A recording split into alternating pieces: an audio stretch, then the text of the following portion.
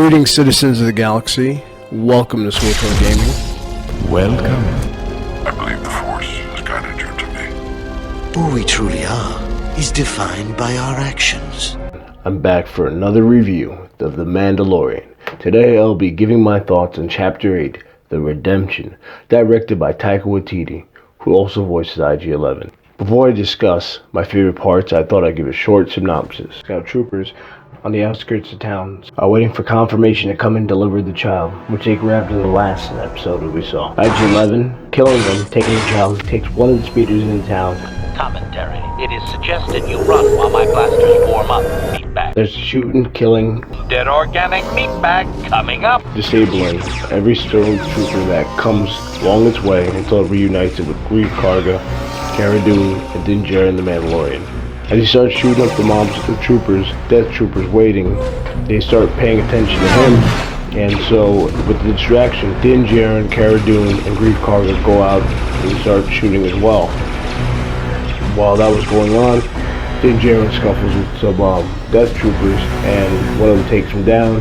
He fights him until he makes his way to Moff Gideon. Moff Gideon shoots something explosive underneath his feet, knocking Din Djarin back, and he gets injured. So Cara Dune grabs him, and the rest retreat back into that building. Din Djarin says, "You should leave me behind. Yeah, I'll hold them off while you guys leave." IG-11 opens up that grate that they couldn't open earlier in the episode. The baby's given to Cara Dune, so the child goes with Cara Dune. Mandalorian tells IG-11 to leave with him, to leave him to die because he's injured, and he was trying to remove his helmet because IG-11 now a nurse droid.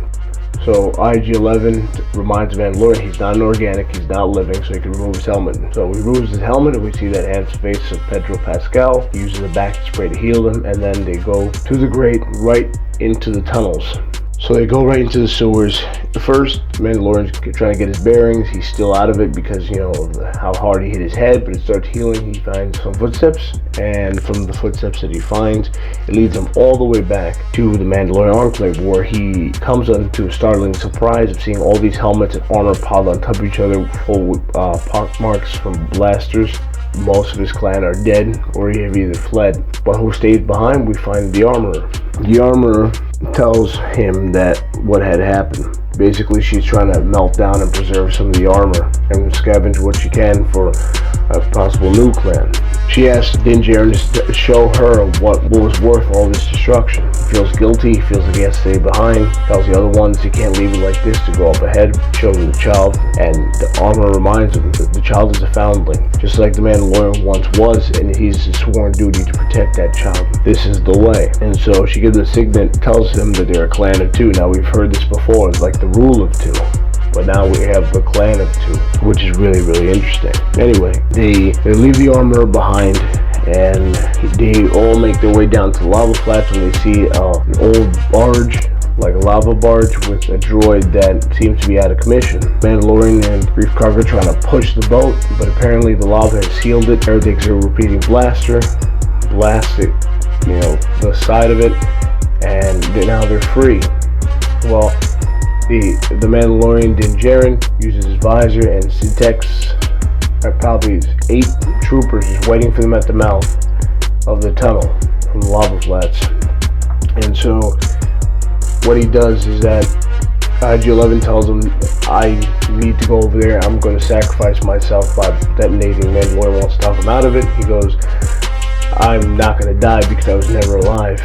So he walks, and it was really the way this was shot, it reminded me of Terminator 2, walking into the lava. Really interesting. So he walks all the way down there, you know, he detonates himself. IG-11 is gone, but he got all the troopers. And just when they come out of the tunnel and they're about to leave, thinking they're all set, they took out all the troopers. Here comes one last person. It's Moff Gideon and his TIE fighter. He swoops down below. Oh, this is something I forgot to mention. He swoops down below. Din Djarin was allowed to restock before he left with the armor, and was given a jetpack. So the armor says, "Or you're familiar with the way of the Phoenix," which I guess they call the ability to ride or use a jetpack, and the skill of being able to use a jetpack. I guess it's called the way of the Phoenix.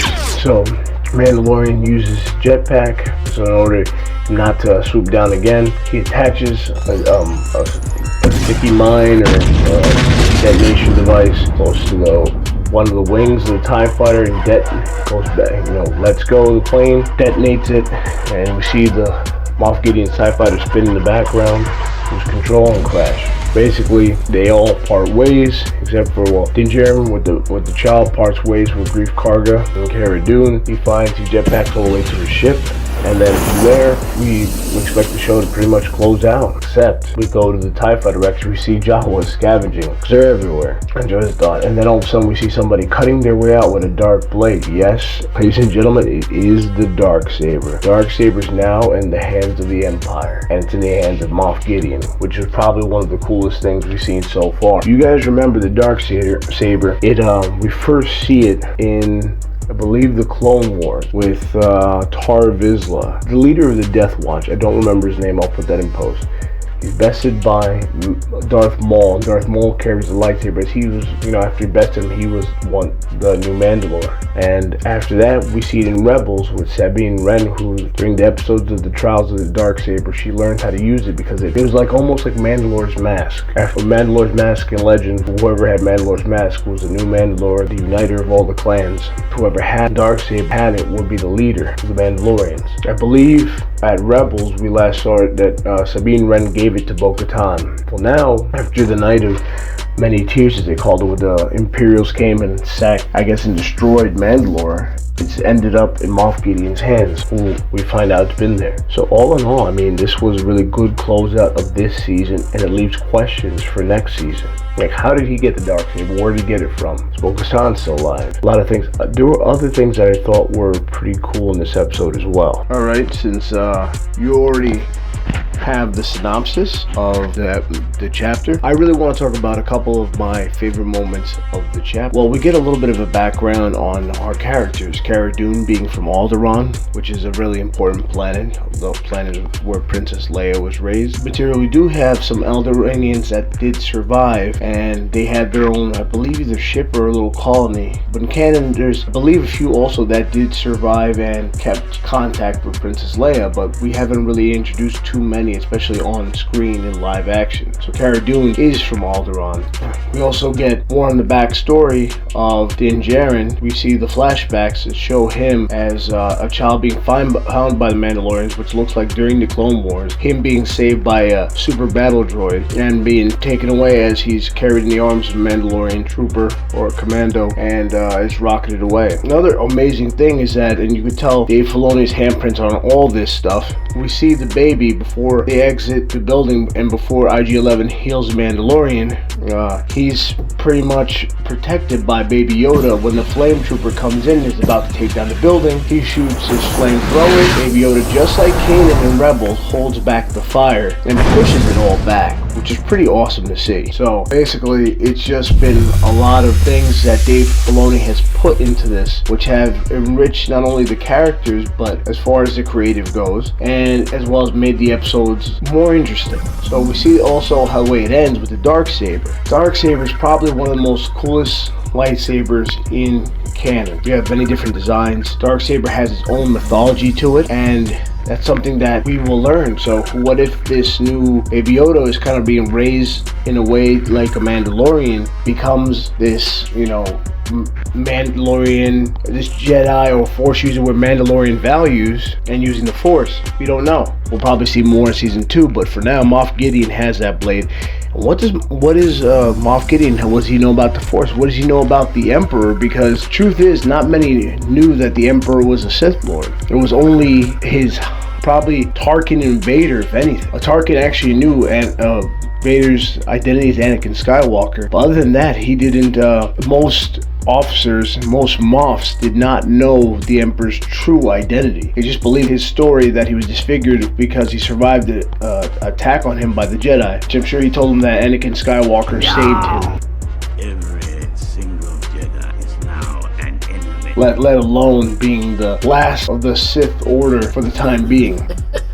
There's a lot of questions that will go into season 2. There's a lot of things that were answered where we needed to close out the season, and I pretty much enjoyed it. Now guys, tell me in your comments below. I'm later going to watch the whole season and do a season review, one season review, and talk about my favorite moments of all the season, how it flows through, what parts seem a little clunky, which will most likely be Dave Filoni's episodes, because the one on Tatooine was woof, but it's to be expected with someone who does not have that much, has any experience really doing live action, and he's cutting his teeth right now on that, which means that there's an upside. If you consider the first episode that he did, and he started off the first season, I mean, we had to cut him some slack a little bit, but if you see the same kind of things in season 2 in an episode that he directs, then maybe we have a problem here. As much as we all love Dave Filoni and he's great on the creative side, there's a chance that we might have a problem here. Maybe he needs a lot more time, which I think he will either way. Anyway, leave your thoughts in the comments below, and we'll keep the discussion going. Tell me what you loved on The Mandalorian. Tell me what your favorite episode is.